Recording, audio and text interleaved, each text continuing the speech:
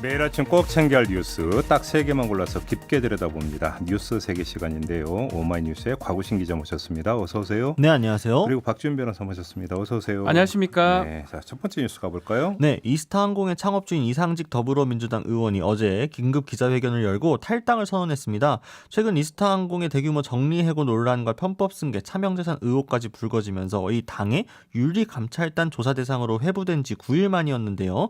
이상직 의원의 탈당으로 당 차원의 진상조사도 사실상 무산이 됐습니다.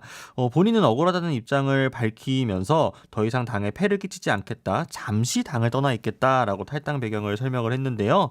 사직생의 각오로 이 직원들의 일자리를 되살려 놓겠다, 또 의혹을 성심성의껏 소명하고 되돌아오겠다라고 이야기를 했습니다. 다만 이제 기자회견 후 기자들의 질문에는 일절 답하지 않고 퇴장을 하면서 사실상 이 명분만 챙기고 꼬리 자르기 하는 거 아니냐, 이런 비판이 나오고 있습니다. 아무튼 이스타항공과 직원들의 일자리를 되살려 놓겠다라고 한 그 약속 꼭 지키시길 바라고요. 그렇죠. 그렇죠. 이건 의무입니다. 의무. 그렇죠. 이건 뭐 두말할 필요가 없을 것 같고, 문제는 왜 갑자기 탈당 카드를 꺼내 들었는가? 관심사는 이거 아니겠습니까?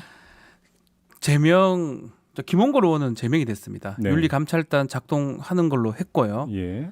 아마 뭐 수순대로라면 제명의 가능성도 있는 거고요. 네, 그렇죠. 또 박덕흠 의원 지금 탈당한 상황입니다.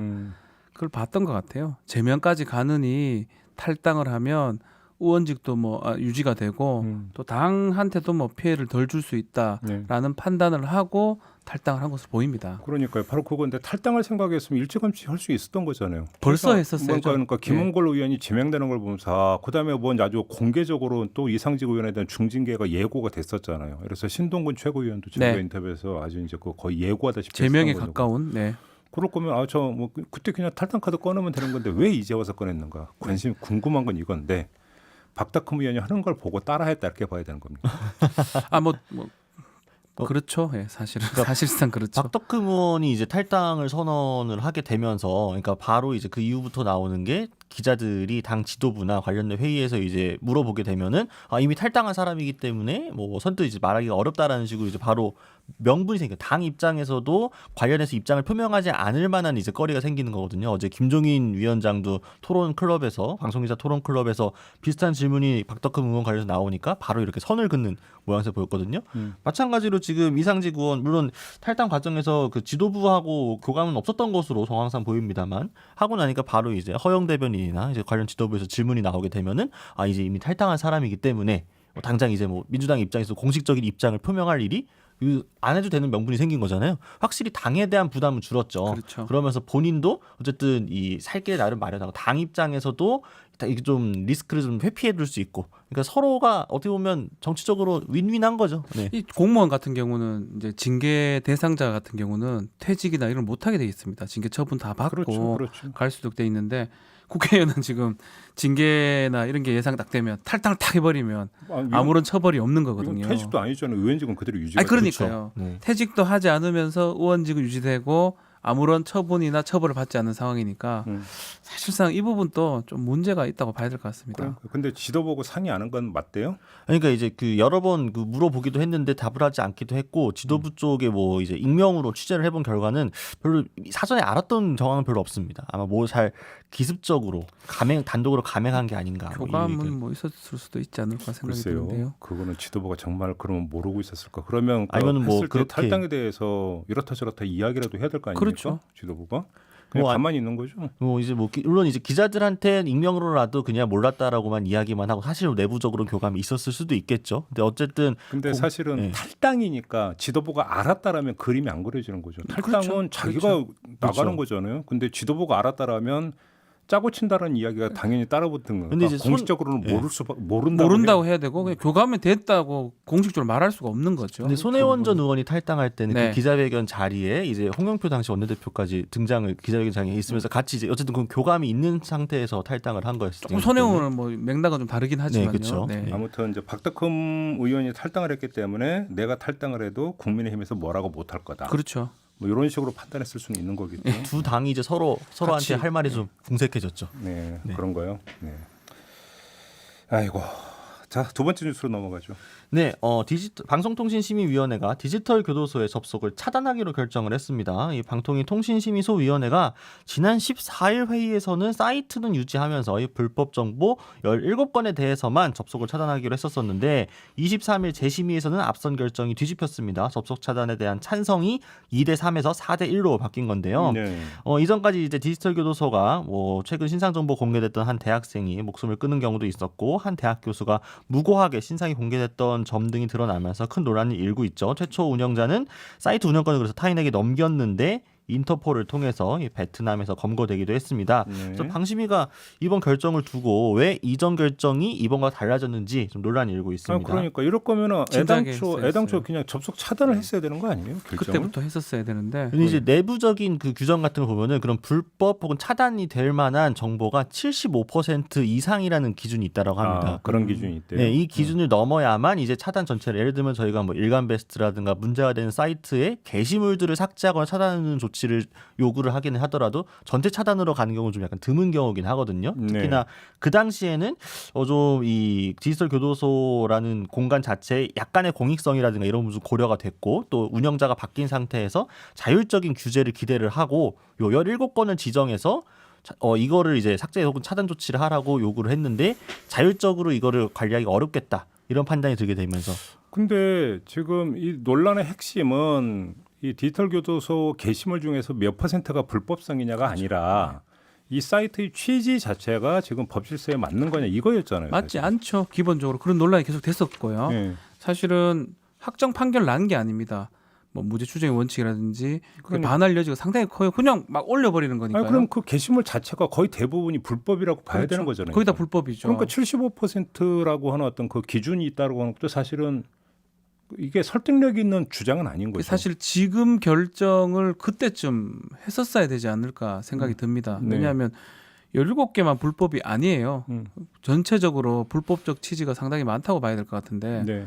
지금 결정이 오히려 타당해 보이는데 그럼으로써 또다 오랫동안 또 사이트 유지가 됐던 거거든요. 아니, 저는 그러니까 방통심의위원회의 가장 기본적인 접근법은 허용을 원칙으로 해야 되고 정말 그 예외적이고 불가피한 경우에만 제재를 해야 된다라고 하는 접근법에는 저는 100% 동의를 하거든요. 네. 그렇지 않으면 국민들의 표현의 자유가 위축이 될 수가 있기 때문에 어떤 그런 접근법에 대해서 그러니까 토를 달 이유는 제가 볼 때는 없다고 생각을 해요. 근데 문제는 이것이 어떤 사이트에 올라간 그 게시물 하나하나에 대해서 옳고 그름이 그러니까 불법이냐 아니냐를 따지는 수준이 아니라 디지털 교도소 같은 경우는 이 취지와 사이트의 성격 자체를 어떻게 볼 것인가에 문제가 있었던 거잖아요. 그렇게 접근을 했었어야 돼요. 논점은 이거잖아요. 예, 그렇게 사실은. 접근을 했었고 그렇게 문제 제기가 됐는데 방송통신심의에서 그거를 좀 고려하지 못했다가 좀 뒤늦게 그걸 판단한 것으로 보입니다. 그러니까 아무튼 처음부터 그렇게 접근했었어요. 17건에 대해서만 알아서 하라고 했는데 알아서 안 한 거잖아요. 그렇죠. 알아서 안 하니까 이번에 이제 접속 차단으로 간 거잖아요. 네, 그러니까 원래 이제 운영자가 바뀌면서 새 운영자가 이제 운영 방침을 밝힐 때는 그 객관적으로 명백하게 확정 판결이 났거나 아니면 성범죄자 이제 공개 알림이를 통해서 신상이 좀 공개되는 합법적으로 그런 그 위주로 해가지고 좀 사이트를 운영 방침을 좀 바꾸겠다, 개편을 하겠다라고 이야기를 했었는데 실질적으로 그게 지켜졌느냐?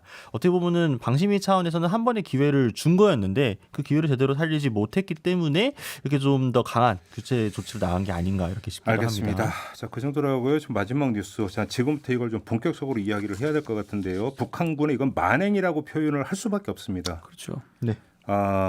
사살을 하고 시신을 훼손한 일단 좀 정리부터 좀 해주실래요? 네, 소연평도 인근 해상에서 실종됐던 해양수산부 어업지도 공무원이 북한군에 의해서 사살된 사실이 군이 공식적으로 확인을 해줬습니다. 그러니까 북한 지역에서 우리 민간인이 목숨을 잃은 것은 지난 2008년이었죠. 금강산 관광객 박광자 씨 피격 사건 이후 12년 만입니다. 이제 무엇보다 군 당국이 제대로 대처를 한 것인지를 두고 논란이 큰데요. 공무원의 실종 사건이 발생한 것은 21일이었고 22일 오후에 공무원이 해상에서 추락한 것으로 것으로 추정되는 사고가 발생을 했습니다. 그래서 군이 수색에 들어간 상태에서 북측이 그 공무원을 해상에서 발견했다는 첩보를 입수를 했지만 이후에 비극을 막지 못했습니다. 공무원이 이제 월북 의사를 밝혔음에도 북측이 사살한 뒤 화장했다는 첩보가 20일 오후에 들어왔는데 사실상 이제 뭐 보도마다 조금 다릅니다만 6시간 가량의 텀이 있었다라는 거죠. 이 6시간 동안 군은 어떤 조치를 했느냐 이 비판 여론이 거셉니다. 그러니까요. 바로 일단 좀 짚어야 되는 게 이 6시간 동안 그냥 그 팔짱 끼고 지켜만 봤다는 거잖아요. 한마디로 이야기를 하면. 시간이 상당히 길거든요. 뭐 예컨대 뭐 30분이다. 뭐 이러면 뭐 그런 부분은 이해가 될 수 있는 부분인데 네. 6시간이면 군사 조치라든지 조치가 다 취할 수 있는 상황인데 아무것도 안 했다는 겁니다. 예. 그런 부분들이 계속적으로 얘기가 될 것 같습니다. 그러니까 이제 뭐 군 관계자가 언론을 통해서 밝혔던 이제 뭐 해명 비슷한 이야기를 좀 옮겨 보면은 일단 북한 측 해역에서 발생한 사안이기 때문에 군사 작전을 하기 어려웠다. 또 해상 위치를 정확히 파악하지 못했고 당시 좀 첩보 수준이었기 때문에 정확한 구체적인 사실관계를 아직 파악하지 못했다라고 이야기를 했습니다. 또 우리 측 첩보 자산이 드러날까봐 염려된 측면도 있었다. 과거를 보면 피해를 감수하고도 첩보 자산을 보호한 사례가 있다. 그러니까 이제 이 내용을 바로 이렇게 검증 없이 활용할 경우에 첩보 라인 자체가 무너질 수 있기 때문에 그런 점들을 좀 고려하다가 늦어졌다. 약간 이런 식으로 아마 이야기를 그게 했거든요. 그 얘기일 것 같아요. 그러니까 통신 감청을 그렇죠. 했는데. 감청 장비 같은 근데 경우. 이제 감청 같은 경우는 이제 그 통신할 때 암호를 넣어서 네. 이제 통신을 하기 때문에 암호를 해독을 해야 되는 건데. 그죠? 그렇죠. 통신 감청을 한 사실이 이제 그 전해지면 그러니까 저쪽에서 다시 이제 암호 체계를 바꿔버리기 때문에 상당한 또 시간이 걸린다. 아마 이런 점을 고려했다는 얘기 같아요. 그럼에도 그렇죠. 시간이 너무 아니 길죠. 그럼에도 불구하고 지금 아니 군의 존재 이유가 뭔데요? 국민의 생명을 지키라고 존재하는 게 군 아닙니까? 그러니까 가장 기본 책무인데 이거를 지금 방기해버렸다면 그걸 어떤 논리로도 이거는 납득이 될 수 있는 상황이에요. 감청하는 이유도 국민의 생명과 재산을 지키기 위해서 하는 네. 거거든요. 그러니까요. 예. 뭐 이건 뭐 어떤 변명도 안 될 것 같습니다. 네, 이해를 할 수가 없는 건데 뭐 지금 뭐 어제 그 뭐 군에서 설명하는 걸 보니까 뭐 이렇게 사살해서 시신을 훼손할지는 꿈에도 생각을 하지 못했다라고 얘기를 하던데 아니 군이라고 하는 것의 어떤 그 가장 기본은 일단 예방 조치부터 해야 되는 거 아닌가요? 네. 만일의 사태에 대비를 해서 그러니까 그 항상 경계 태세를 유지하고 여차하면 대응을 해야 되는 게 이제 군의 그러니까 책무로 알고 있는데 상상도 못했다는 얘기를 해버리면 도대체 어떡하라는 그렇죠. 얘기예요? 답변도 뭐 그러면 마땅치 어떤 뭐 그러니까 적 내지 상대가 상상의 수준 안에서 그러면 도발을 해올 거면 별로 어려울 것도 없네요. 그러면 그런 식으로 따지면 네. 그렇지 않습니까? 상상을 하는 대로 도발하지 않죠. 더 이상 도발하는 경우가 더 많고 그러니까 상상도 모든 걸 못했다라는 대처해야 설명이 되죠. 어떻게 성립이 되냐고요. 예. 거기서. 모든 걸 대처해야 그러니까 됩니다. 이제 우리 민간인이 넘어간 상황에서 설마 어떻게 위해를 가하겠느냐라고 좀 안이하게 생각을 한 것 같은데 그렇죠. 북한은 지금 코로나 전국에서 자국민들 같은 경우에도 국경 잘못 넘게 되면 이제 뭐 사살을 한다라거나 뭐 여러 조치가 취해지고 있지 않습니까? 아니 그리고 우리 군 당국의 그 좀 어이없는 대처에 대해서 이야기를 했지만 사실은 본질적으로는 북한의 어떤 만행이죠. 만행. 이거는 도저히 있을 수 없는 어떤 짓을 저지른 것 아니겠습니까? 그렇죠. 이거에 대해서는 분명히 일단 어제 그 NSC 이제 회의도 열리고 이제 북측의 어떤 사과를 요구를 했는데 이거에 대해서 우리가 좀 단호하게 그러니까 나가야만 된다. 여기에 대해서는 뭐 이견이 없을 것 같습니다. 그다음에 지금 그 짚어야 되는 점이 여러 가지가 있는데요. 뉴스 세계는 여기서 마무리하고 어제 국회 국방위에서 그 긴급 현안 보고를 받았는데 국방위원장을 맡고 있는 민홍철 더불어민주당 의원 연결해서 좀 더 자세히 좀 짚어보도록 하겠습니다. 자, 두 분과는 여기서 인사 나누겠습니다. 고맙습니다. 감사합니다. 감사합니다.